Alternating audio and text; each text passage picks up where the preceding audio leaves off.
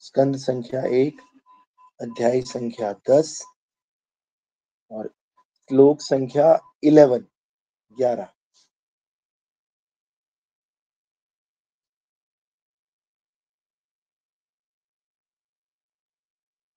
1.10.11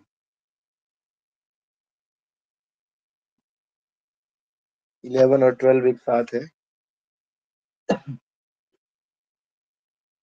सत्संगान्मुक्तदुसंगो हातुं नोत्सहते बुधः कीर्त्यमानं यशो यस्यः सकृदाकर्ण्यरोचनम् तस्मिन् यस्धियः पार्थः सहरेण विरहं कथा दर्शनस्पर्शलापासन् आसन भोजने सत्संगान् मुक्तदुसंगो हातुं नोत्सहते बुधः कीर्तयमानं यशो यस्य सकृदाकर्ण्यरोचनम् तस्मिन् यस्य धिया पार्थ सहेरनविरहं कथं दर्शनस्पर्शलं शयनासनभोजने सत्सङ्गान्मुक्तदुसङ्गो हातुं नोत्सहते बुधः कीर्त्यमानं यशो यस्य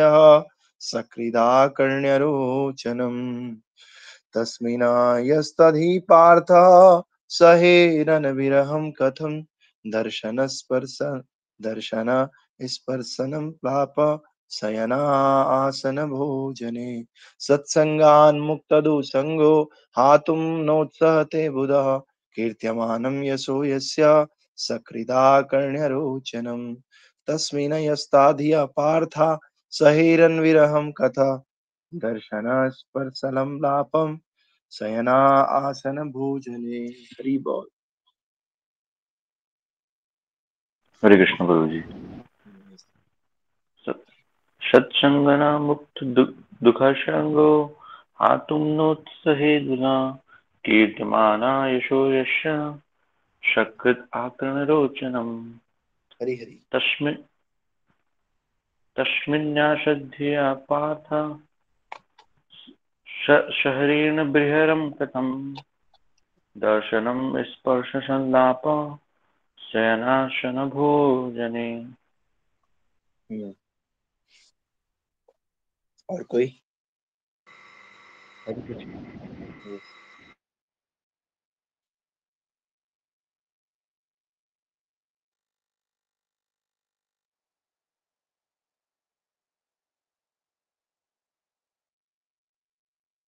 हरि बोल।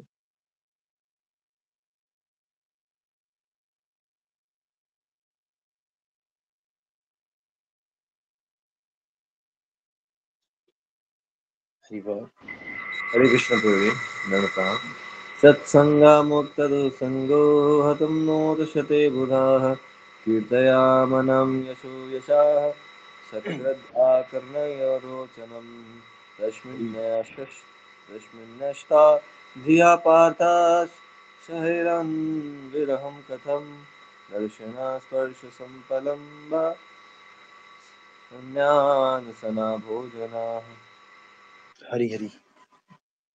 और कोई? हरे कृष्ण प्रभु जी। सत्संगान्मुक्तदुसंगो हातुं नोत्सहते बुधा कीर्तयमानं यशो यस्य सकृदाकर्ण्यरोचनं तस्मिन्नस्तधिया पार्थ सहेरन्विरहं कथं दर्शनस्पर्शसंलाप शयनासनभोजने। ओके, इसका ट्रांसलेशन इस तरह से है।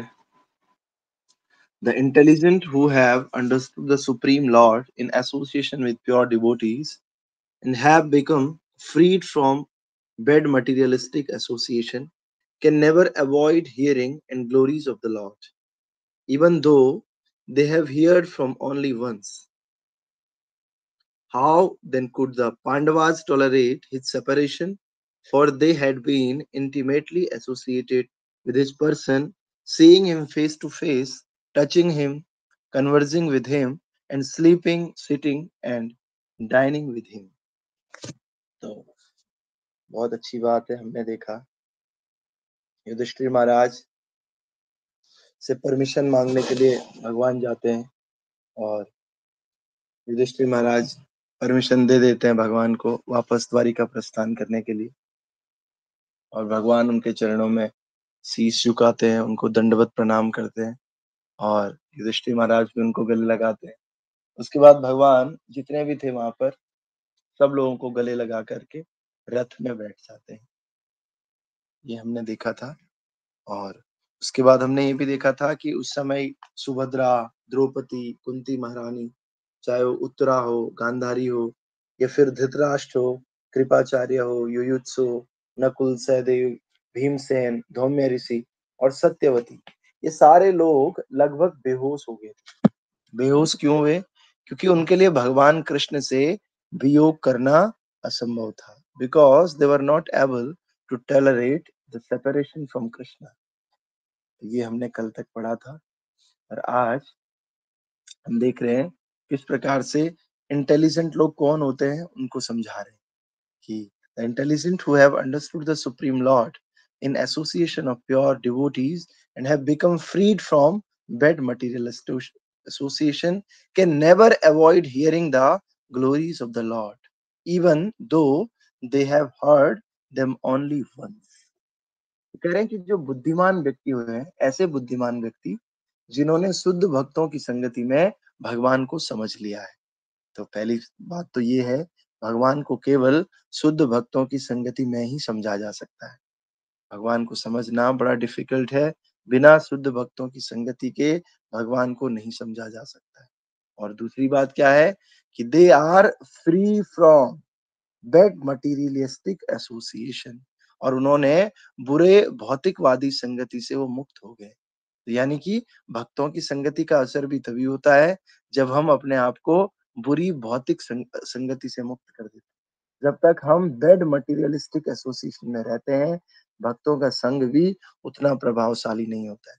तो हमें दोनों काम करने होंगे, कुसंग त्याग और सत्संग को अपनाना होगा। भक्तों की संगति को अपनाना होगा और बुरी संगति को छोड़ना होगा। तो जिन्होंने भक्तों की संगति अपना ली है और जिन्होंने बुरी संगति छोड़ दी है, तो ऐसे भगवान के भक्त होते हैं, वे भगवान की महिमा को सुनने से कभी बच नहीं सकते। They can never avoid hearing the glories of the lord. भगवान श्री कृष्ण की महिमा को सुनने से वो कभी बच नहीं सकते, महिमा को सुनना अवॉइड नहीं कर सकते। Even though they have heard them only once, भले ही उन्होंने उन्हें केवल एक बार ही क्यों ना सुना हो। अगर हमने अपने आप को बुरी संगति से बचा दिया, अपने आप को अच्छी संगति में लगा दिया, भक्तों की संगति में लगा दिया, तो भले ही हमने एक ही बार क्यों ना सुना हो भगवान की वाणी को, तो हम उसको अवॉइड नहीं कर सकते हैं। हम कथा को अवॉइड नहीं कर सकते हैं, तो क्योंकि हमने भगवान को समझ लिया है।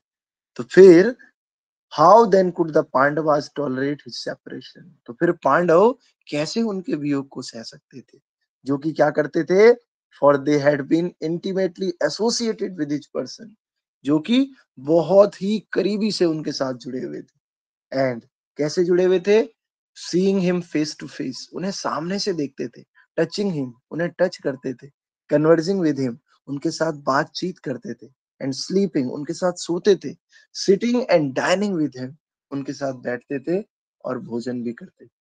तो they are saying how the Pandavas can tolerate his separation, for they had been intimately associated with his person. तो जो व्यक्ति एक बार भगवान की महिमा को सुन लेता है अच्छे से, बुरी संगति छोड़ देता है और भक्तों की संगति को अपना लेता है, वो भगवान को समझ जाता है। वो जब भगवान को सुनना अवॉइड नहीं कर सकता है, तो फिर ऐसे लोग जिन्होंने भगवान के साथ खाया है, भगवान के साथ सोया है, भगवान के साथ उठते बैठते थे और भगवान के को टच करते थे और भगवान को आमने सामने से देखते थे, वो कैसे भगवान के विरह को सह सकते हैं, कैसे वे भगवान के वियोग को टॉलरेट कर सकते हैं। तो इस प्रकार से ये कह रहे हैं। तो तात्पर्य भाई अर्चनीय वंदनीय प्रातः स्मरणीय जगत कृष्ण प्रभुपाद जी द्वारा श्रीला प्रभुपाद की जय।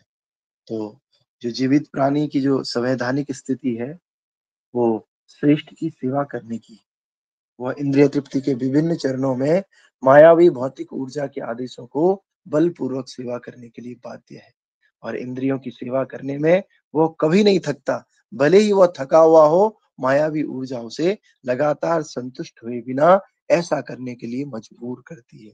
ऐसे इंद्रिय तृप्ति व्यवसाय का कोई अंत नहीं है, और बद्ध आत्मा मुक्ति की आशा के बिना ऐसी दास्ता में फंस जाती है। तो हम प्रभुपाद जी यहाँ पर कह रहे हैं कि जो हम सब लोग हैं, हम जो जीवित प्राणी हैं, हमारी जो स्थिति है, वो स्थिति कैसी है? हमारी कॉन्स्टिट्यूशनल पोजीशन, संवैधानिक स्थिति कैसी है कि हम श्रेष्ठ की सेवा करते हैं हमेशा, और दूसरी सेवा हम क्या करते हैं? इंद्रिय तृप्ति की सेवा करते हैं, इंद्रियों की सेवा करते हैं। और इंद्रियों की सेवा हम माया के वशीभूत होकर करते हैं और बलपूर्वक करते हैं। हम कितने ही थके क्यों ना हो, लेकिन इंद्रिय तृप्ति का अगर समय आ गया तो हम इंद्रिय तृप्ति थके हुए में भी करेंगे।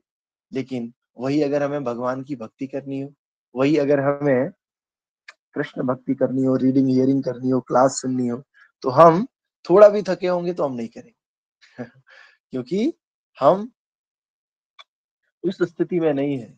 हमारी कॉन्स्टिट्यूशनल पोजीशन तो वैसी है, लेकिन अभी हमारी स्थिति ऐसी नहीं। तो माया के वशीभूत होकर के हम केवल इंद्रियों की तृप्ति करने में लगे हुए हैं।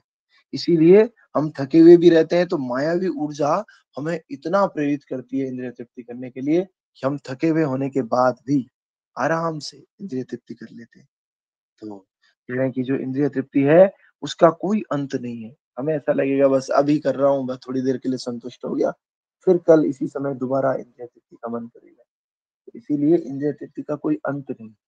अंत यही है कि हम धीरे-धीरे इससे बाहर निकले, और जो हम बद्ध आत्मा हैं, हम बद्ध जीव हैं, हम मुक्ति की आशा के बिना ऐसी इंद्रिय तृप्ति में फँसते रहते हैं। और मुक्ति तो केवल शुद्ध भक्तों की संगति से ही होती है। हम लोग मुक्ति चाहते हैं, लेकिन इंद्रिय तृप्ति छोड़ना नहीं चाहते। इंद्रिय तृप्ति को छोड़े बिना मुक्ति मिलना बड़ा मुश्किल है। तो इसीलिए हमें क्या करना होगा? शुद्ध भक्तों की संगति करना होगा। प्रभुपाद जी कह रहे हैं, शुद्ध भक्तों की संगति के बिना मुक्ति असंभव है। ऐसी संगति क्या करती है? ऐसी संगति से व्यक्ति धीरे-धीरे अपनी चेतना की ओर अग्रसर होता है, और इस प्रकार वह जान सकता है कि उसकी शाश्वत स्थिति भगवान की सेवा करना है, न कि वासना, क्रोध, उस पर प्रभुत्व स्थापित करने की इच्छा आदि के रूप में विकृत इंद्रियों की सेवा करना है। तो जब व्यक्ति भक्तों के संग में रहता है, तो उसे धीरे-धीरे समझ आता है, उसकी चेतना का विकास होता है कि जो उसकी स्थिति है, जो उसका रियल प्लेज़र है, वो भगवान की सेवा में मिलने वाला है। वो इंद्रियों की सेवा में मिलने वाला नहीं है। वो भौतिक समाज की सेवा में मिलने वाला नहीं है। वो मित्रों की सेवा करने में मिलने वाला नहीं है। और वो किसी तरह से समाज, धन, या फिर इंद्रियों की सेवा या प्रेम की सेवा या वासना की सेवा करने में नहीं है। तो इसीलिए घर हो गया, देश हो गया, परिवार हो गया, हमारा समाज हो गया, धन हो गया, और सभी प्रकार के जो परिणाम हैं, ये भौतिक संसार में बंधन के कारण है, जहाँ जीवन की 3 गुना दुःख सहवर्ती कारक है। शुद्ध भक्तों की संगति करने और उन्हें विनम्रता पूर्वक सुनने से भौतिक आनंद के प्रति आसक्ति कम हो जाती है, और भगवान की दिव्य गतिविधियों के बारे में सुनने के प्रति आकर्षण और बढ़ जाता है। एक बार जब वे हो जाएंगे, तो वे बारूद में आग की तरह बिना रुके उत्तरोत्तर आगे बढ़ते रहेंगे। ऐसा कहा जाता है कि भगवान हरि इतने अलौकिक रूप से आकर्षक हैं कि जो लोग आत्म साक्षात्कार से संतुष्ट हैं और वास्तव में सभी भौतिक बंधनों से मुक्त हैं, वे भी भगवान के भक्त बन जाते हैं। तो बड़ी अच्छी बात भगवान कह रहे हैं यहाँ पर प्रभुपाद जी, कि आग में घी की तरह है। अगर आप इंद्रिय तृप्ति करोगे ना, तो आप सोचोगे बस अभी कर लेता हूँ, संतुष्ट हो जाऊँगा, फिर भगवान की भक्ति करूँगा। नहीं, वो आग में घी का काम करेगा, कल और ज़्यादा इच्छा होगी, परसों और ज़्यादा इच्छा होगी।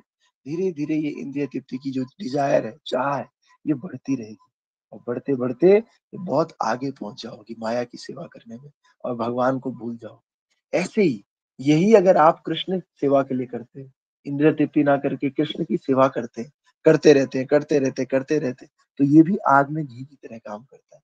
आपकी सेवा की भावना इतनी बढ़ जाती है, आपको वैष्णवों को सुनने की भावना, हियरिंग की भावना इतनी बढ़ जाती है कि आप धीरे-धीरे, धीरे-धीरे और आगे बढ़ जाते हैं, और आप इन सभी विचारों से मुक्त हो जाते हैं, सभी वासनाओं से मुक्त हो जाते हैं और मुक्त होकर के केवल भगवान का कीर्तन और भगवान का श्रवण करने की इच्छा रखते हैं। तो दोनों बातें, आप इधर घी डालो इस वाली आग में, इंद्रिय तृप्ति वाली आग में, तो इस तरफ आप बहुत आगे बढ़ जाओगे। भगवान की कथा सुनने वाली, भगवान की सेवा करने वाली, भगवान की भक्ति करने वाली आग में अगर आप घी डालते हो, तो आप भगवान की भक्ति में और आगे बढ़ जाते हो। और हम सभी जानते हैं कि हमारा फ़ायदा किधर है। इंद्रिय तृप्ति की आग में घी डालने में फ़ायदा है या फिर भगवान की भक्ति रूपी आग में घी डालने में फ़ायदा है। तो इस प्रकार से जो लोग भौतिक बंधनों से मुक्त हैं, भगवान की भक्ति इतनी उत्तम है, आपने देखा होगा चारों कुमार और सुखदेव गोस्वामी, ये सब तो निराकार ब्रह्म को मानने वाले थे। ये लोग तो सकाम भक्ति करते नहीं थे। लेकिन जब इन लोगों ने भगवान की भक्ति को सुना, भगवान के रूप को जाना, तो ये लोग भी भगवान की भक्ति में आ गए। तो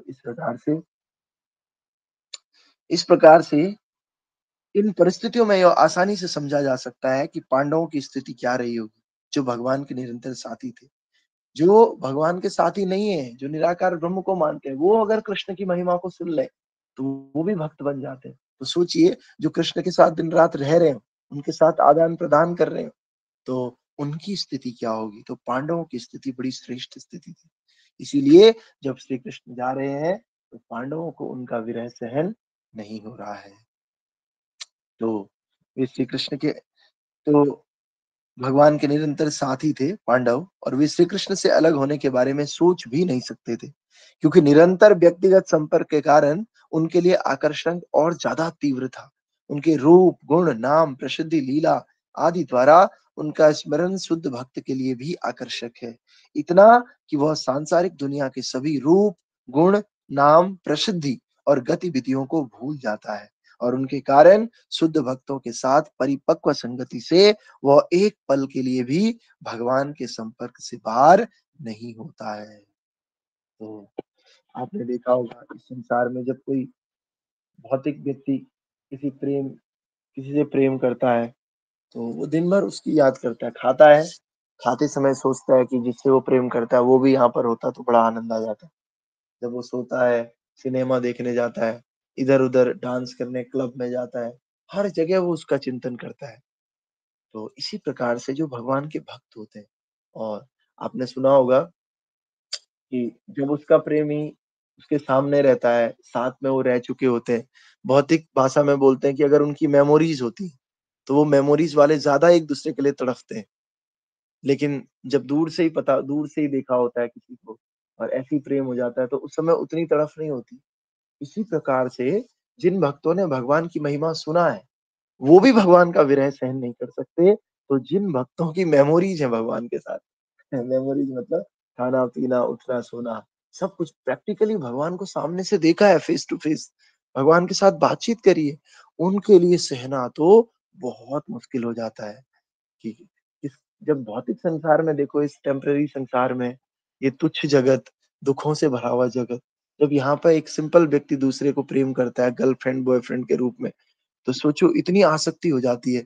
तो परम भगवान श्री कृष्ण, जो कि गुणों से भरे हुए हैं, जो कि सुप्रीम पर्सनैलिटी है, उनके साथ जब हमारा प्रेम हो जाता है, तो कैसे हम उनके विरह को त्याग कर पाएँगे? तो इसी प्रकार से संसार का प्रेम भी है और भगवान के साथ प्रेम भी है। अंतर यही है, ये प्रेम हम माया के वशीभूत होकर करते हैं, संसार का प्रेम। और भगवान का प्रेम शुद्ध प्रेम है, दिव्य प्रेम है, ट्रांसेंडेंटल लव है, और ये माया से फ्री होके करते हैं। ये हम भगवान की कृपा से ही करते हैं, शुद्ध भक्तों की कृपा से ही करते हैं, और ये असली प्रेम है, सच्चा प्रेम है। लेकिन जो ये संसार का प्रेम है, ये केवल क्षणिक प्रेम है, माया के वशीभूत होकर ये प्रेम है। माया वाला प्रेम है, मायावी प्रेम है। इसीलिए ये नकली प्रेम है एक तरह से, असली प्रेम नहीं है। शारीरिक प्रेम है, और शरीर जब हमारा टेम्परेरी है, शरीर ही हमारा रहने वाला नहीं है, तो फिर ये प्रेम कैसे रह सकता है? लेकिन भगवान श्री कृष्ण के साथ हमारा आत्मिक प्रेम होता है, आत्मा के द्वारा संबंध होता है, क्योंकि आत्मा कभी कभी नाश होता नहीं है। इसीलिए भगवान श्री कृष्ण के साथ जो प्रेम होता है, वो सच्चा प्रेम होता है, असली प्रेम होता है, और वही वास्तविक प्रेम है। तो इसीलिए हम सबको भगवान श्री कृष्ण के साथ प्रेम करना है, और हमें भगवान की जो संवैधानिक स्थिति है, जो हमारी संवैधानिक स्थिति है, हमारी कॉन्स्टिट्यूशनल पोजीशन है, भगवान की सेवा करना, उस स्थिति को प्राप्त करने का प्रयास करना है और केवल शुद्ध भक्तों की सेवा करनी है और हम सबको मुक्ति प्राप्त करने की इच्छा रखनी है। इच्छा तो बिना इच्छा के हम जी नहीं सकते, लेकिन इच्छा क्या होनी चाहिए? हमारे इस संसार में भोगने की इच्छा होती है, इंद्रिय तृप्ति करने की इच्छा होती है, मकान बनाने की इच्छा होती है और बहुत इच्छाएँ होती हैं संसार भौतिक संसार में। लेकिन हमें एक इच्छा करनी है कि हम भगवान श्री कृष्ण की भक्ति करें। हम इस भौतिक जगत के दुखों से मुक्त हो जाएँ और हम श्री कृष्ण की सेवा में लगें। हमारा जो इंद्रिय तृप्ति में हमारा अनुराग है, वहाँ से हट करके कृष्ण के चरणों में हमारा अनुराग और भगवान की भक्ति हम इसी उत्कृष्टता के साथ कर सकें, जैसे पांडव करते थे, जैसे गोपियाँ करती थी, जैसे कुंती महारानी करती थी, जैसे भीष्म देव भगवान की भक्ति करते थे। ऐसे उदाहरण जो श्रीमद् भागवतम में दिए हुए हैं, इनके पद चिन्हों का हम अनुसरण कर सकें और पद चिन्हों का अनुसरण करके भगवान श्री कृष्ण की शुद्ध प्रेमा भक्ति करें, जिससे कि हमारा जीवन सफल हो और हम इस माया रूपी संसार में, जो कि एक तरह का धोखा है और कुछ नहीं है माया, इस माया के चंगुल से हट करके भगवान के चरणों में जा सके। ऐसी हमें डिजायर रखनी चाहिए, ऐसी इच्छा हमें रखनी चाहिए और ऐसी इच्छा तभी बढ़ती है जब हम भक्तों का संग करते हैं, शुद्ध भक्तों का संग करते हैं। तो भक्तों का संग करना चाहिए, भक्तों के संग करने से हमारी चेतना का विकास होता है और हम सच्चाई की ओर बढ़ते हैं। लेकिन जैसे ही हम भक्तों का संग छोड़ के अभक्तों का संग करते हैं, हमें सच्चाई से हम बहुत दूर चले जाते हैं। इस प्रकार से भीष्म देव के जाने के बाद ये सब लोग पांडव इस प्रकार से बेहोश से हो गए भगवान के विरह में। तो आगे हम कल देखेंगे कैसे कैसे होता है। तो कल हम देखेंगे कि सब लोग उनके हृदय पिघल रहे थे और उन्होंने बिना पलक झपकाए भगवान की ओर देखा और असमंजस में इधर उधर घूमने लगे। सबको पता ही नहीं चल रहा यार क्या करें, भगवान जा रहे हैं, सोचिए भगवान की वजह से ही द्वार वहां पर रौनक रहती। हर कार्य में पांडवों के भगवान रहते थे, वही भगवान आज चले जा रहे हैं। तो इसीलिए सब लोग विरह की अग्नि में जल रहे हैं। तो ग्रंथराज श्रीमद् भागवतम की जय, जगत गुरु शिला प्रभुपाद की जय। तो आज का जो पॉइंट है वो यही है, हमेशा ही एक ही पॉइंट है कि भक्तों की संगति करनी है। बस भक्तों की संगति करके अपने चेतना को विकसित करना है और धीरे धीरे भगवान की भक्ति में और आगे प्रगति करनी, क्योंकि इंद्रिय तृप्ति में तो ऑलरेडी प्रगति हो जाएगी, करने की कोशिश करने की आवश्यकता ही नहीं। बिना प्रयास के ही आप बस 3-4 अभक्तों का संग कर लो क्या, वैसे भी रोज होता ही है अभक्तों का संग। लेकिन भगवान की भक्ति में प्रयास करना पड़ता है, प्रयास करने से हम भक्ति में अग्रसर होते हैं। तो आप सभी का बहुत बहुत धन्यवाद। संसार दावानल लीढलो